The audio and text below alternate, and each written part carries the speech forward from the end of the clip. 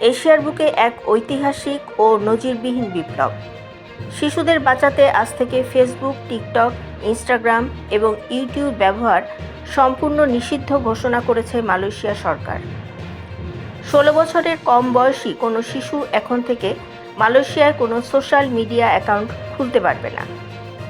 মালয়েশিয়ার নতুন আইন অনুযায়ী কোনো প্রযুক্তি কোম্পানি যদি এই নিয়ম অমান্য করে তবে তাদের 1 কোটি রিঙ্গিত বা $2.5 মিলিয়ন জরিমানা করা হবে।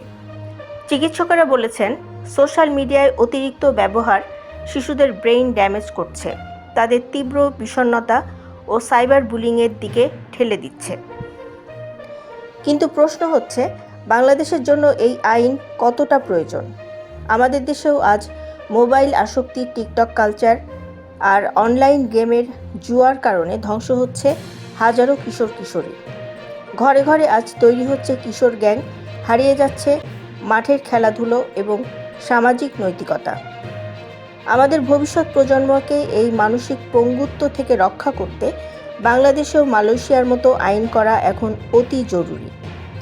মালয়েশিয়ার এই কঠোর আইন এবং সোশ্যাল মিডিয়ার ভয়ঙ্কর কুফলের ইনসাইড স্টোরি বিস্তারিত জানতে নিচের লিঙ্কে ক্লিক করে আমাদের পূর্ণাঙ্গ ভিডিওটি দেখুন।